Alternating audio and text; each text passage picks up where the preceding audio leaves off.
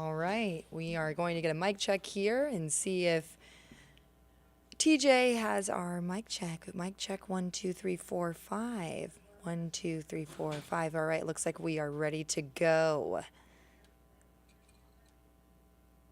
Good evening, and thank you so much for joining us here at the First Alert Desk. I'm Tori Cooper, and we have a lot to tell you about tonight. I'm going to make sure my audio levels are not too hot. I'm not too hot, right, TJ?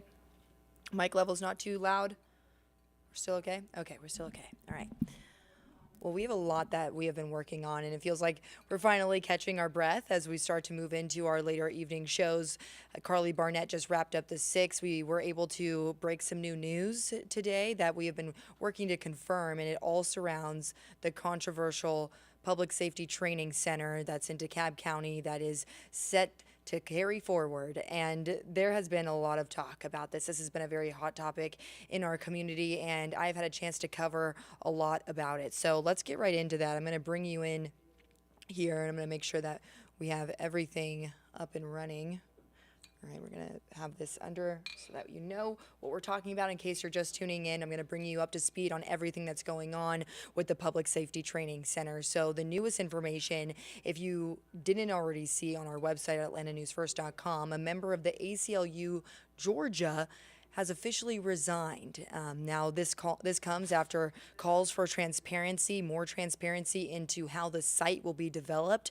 We learned that this member was on the community task force. It's called the South River and Forest Public Safety Training Center Community Task Force, and this was created by Mayor Andre Dickens to help, of course, get more transparency, get the community voices involved in how it is developed. But earlier this week, Mayor Andre Dickens held the first meeting with the task force that was created, and we started hearing some rumblings from sources on the task force that they were disappointed because they were told that they were going to be able to weigh in and provide input onto how the police and fire training site, the public safety training site, is developed along with the other areas around it. And they say that's not what happened in the meeting. They say that they were told to only provide input on the acreage around the site. And some members were telling us that there was people on the task force considering stepping down after this encounter with the mayor and the first meeting that was also behind closed doors. Now, I was at the press conference where Mayor Andre Dickens took the podium, and that's when we had a chance from Atlanta News First. I was with my colleague, Patrick Quinn. We had an opportunity to directly ask Mayor Andre Dickens, are they going to be able to weigh in on the police and fire training aspect of this facility? Because we're hearing from sources saying they will not be able to weigh in on that aspect. And he said directly that I don't feel like that is what I left them with. I told them, come, be your best self, bring your ideas, and there's 4 things you're going to comment on. So I'm going to bring you into that press conference, and then we're going to talk about some more new information that we're also learning tonight as it relates to the member of the ACLU who resigned.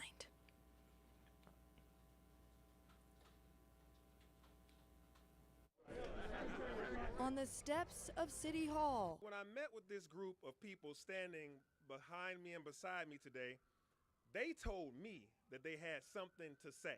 Mayor Andre Dickens inviting more voices in Atlanta to talk about the controversial public safety training site in Dekalb County. We have to provide training for the young men and women that are keeping us safe. Ambassador Andrew Young, one of the many community leaders standing behind the project with Dickens. Earlier today, I met with several other members of the community as part of the very first meeting of our South River Forest and Public Safety Training Center Community Task Force. 40 other voices from the newly formed task force meeting with the mayor for the first time today, but behind closed doors. We have a right to know what's being talked about. Bringing up more questions of transparency from those opposed to the site. A citywide referendum, it's what's needed. We need to let the people decide. The mayor claims members of the task force are the ones who decided to keep the doors closed to the meeting today. A lot of these individuals expressed today that they were scared of the individuals that have thrown Molotov cocktails, that have sent threatening letters. An anonymous member of the task force says some members are considering stepping down after they were instructed to provide input on the acreage around the training site and the prison farm, but not issues of the training site itself. The mayor explaining. I said the 4 things that you're putting your input on is the prison farm, the police and fire training, which is the Public Safety Training Center.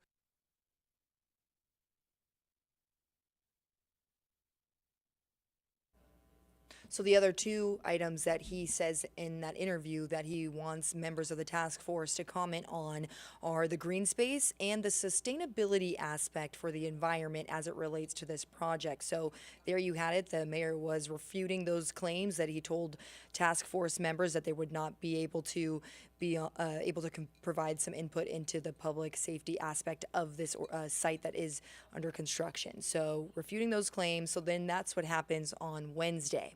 This is a timeline. That's why I'm trying to break this down for you. So that's what happens on Wednesday. So then you heard a member of the community builders movement. That was Kamau Franklin. He has really been leading the charge around the group that calls themselves Stop Cop City.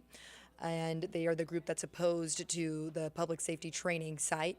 And he says, we're not worried about these getting their addresses or anything like that, but we should see the minutes and we should be able to see what's taking place behind closed doors. That all happens on Wednesday after the first meeting. Then on Thursday, a member of the ACLU Georgia steps down, and that member that we just learned today, and we were able to confirm it, is Christopher Bruce, and he is the Policy and Advocacy Director for the American Civil Liberties Union. So he released a statement. I'm going to read part of it here. We have the rest of it on our website, so I'll let you go check it out. But I did want to read a few words that he shared. He said, "The ACLU of Georgia's priority is protecting the First Amendment rights of protesters and legal observers. I have lost faith in trying to increase transparency through the task force and echo our original demand to stop building the training facility," end quote. Now, that happens on Thursday, the day right after there was more concerns over transparency because this happened behind closed doors. That happens on Thursday. Now, Atlanta News First was one of the first media outlets in town to report that we were hearing that there was going to be people stepping down, and we were one of the first people to be able to tell the mayor that this was taking place behind closed doors while he was in the room, that people were feeling like this, and that was news to him. So then you get the members stepping down from the ACLU, and then the next day, the city releases a statement saying that all meetings with the task force will now be made public via Zoom. And so that happens on Friday. At the same time that happens, the ACLU also released a statement saying that they applaud the mayor for that swift change in the way that meetings will be shared with the community. It will now be in public rather than behind closed doors. So the ACLU also released another statement today, just sharing that going forward, that they still don't want to see the site being built, but again, they do support Mayor Andre Dickens for his efforts to make this public and for his work around the youth in our community. So a lot happening with this Public Safety Training Center. You should head to our website because, as you know, this comes after a protester was shot and killed at the site. I was able to break some news on Wednesday as well, because after that meeting with the task force, the family attorneys of the protester Manuel Turan, who was shot and killed at the site, did release the autopsy, and it shows that they had 57 gunshot wounds on their body. And originally there was different numbers reported, and now we're working on getting some more information, possibly from Manuel Turan's mother, who is in town. I was told by my sources she's in town because Manuel Turan's birthday is also coming up. So take a look at that autopsy. It was pretty dramatic. It really was an eye catcher with the details into it. The GBI is still investigating the officer-involved shooting that took place at the site as well. And after that, they will be providing those details to the correct prosecuting office with that. So that's where we're at as far as it relates to the training center. And now I want to move into our next topic tonight. A DeKalb County assistant principal is on leave tonight, and I'm going to let you take a look. This is assistant principal Samuel Wilder. He's the assistant principal of Lithonia Middle School, and he's been placed on leave after being arrested. And tonight, his attorney is sharing a statement because he's facing charges, including aggravated assault, battery, and aggravated sodomy. He was arrested this past Thursday, and Dr. Wilder is second in command at Lithonia Middle School. We're still working to learn exactly what led to the charges, but DeKalb County schools say no students were involved. And so we're working on making sure that we get that statement for you at 9 o'clock tonight. We are going to have that in our newscast, that full statement on the assistant principal in DeKalb County. And so pretty much those are the top talkers tonight. And now we were talking a bit about Earth Day. I'm going to head outside because, it was just a great one out there. I love seeing it. Now we're going to bring in First Alert meteorologist Cutter Martin, and he's going to talk about what we can see later in the work week. Yeah, it's going to be pretty nice. Lots of sunshine ahead of us. We're looking pretty good out there. Transitioning to that First Alert forecast. Lots of sun on that sky cam looking across Midtown Atlanta and back towards DeKalb County, the Decatur area. So it is an absolute stunner out there, and we'll keep that going here for the next really few days. Now, big changes in the forecast until we get into the Tuesday night and Wednesday time frame. So again, all is looking pretty good, not forecasting any significant changes to the weather pattern, anything that would really interrupt those plans this evening, overnight, tonight, and into your Sunday. Again, thank you for joining. I am First Alert meteorologist Cutter Martin. Thanks for hanging with us here. We're going to spend the next few minutes talking about what's happening outside right now and also a look ahead to the First Alert forecast. We will go back in here, talk hour by hour, current conditions, everything we have going on outside right now, and then of course walking you deeper into the evening. Probably the biggest event going on this evening is Braves and Astros. First pitch was about 16 minutes ago, I believe, and weather is just about as nice as you can ask for baseball across North Georgia in mid-April, mid to late April now.